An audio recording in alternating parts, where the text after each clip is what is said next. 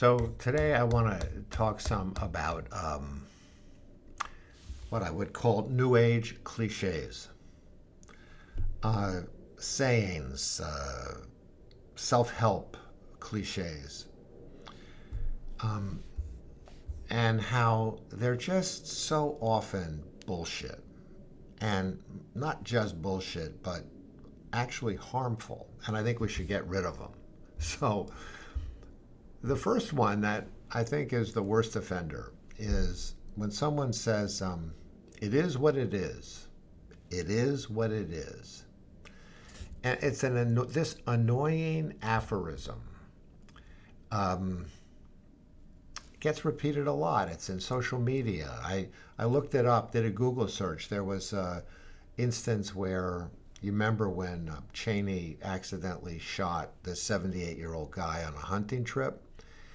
And Bush's press secretary is questioned about it, and she finally says, look, it is what it is. It's time to move on. It's a trite throwaway line that you see in social media and that appears to have a positive intention behind it.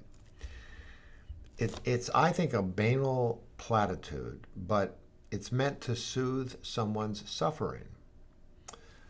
Ostensibly, it's meant to encourage a kind of more mature acceptance of a painful or disappointing reality. The message is sort of, the subtext is, look, forget your feelings on the matter, forget your complaining, stop whining, just buck up and face the immutable fact that whatever's causing you pain is unchangeable because ultimately it is what it is. Now, here's the problem with this. This invitation to be grown up, unfortunately, robs the sufferer of his or her right to suffer.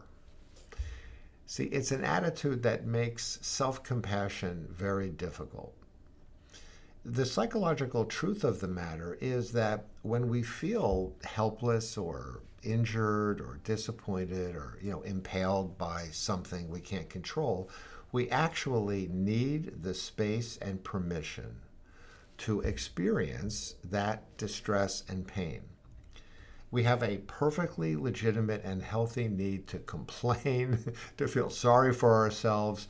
We often need to mourn something, a loss, and make claims on the world for sympathy and help.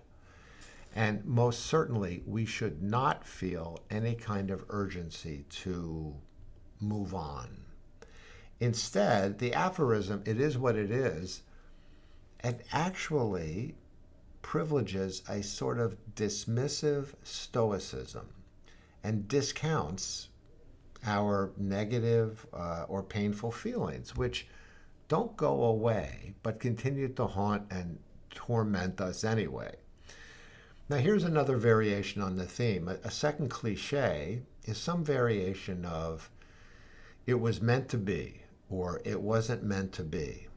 And this could apply to a positive situation, or more often it's a negative one. But the positive one version might be, we met, we became friends, later we got married. I guess it was meant to be.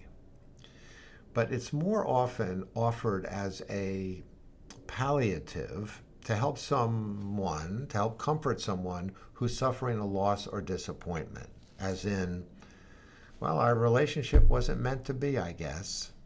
Or, I didn't get the job. It just wasn't meant to be. As if there's some quasi-cosmic inevitability at play.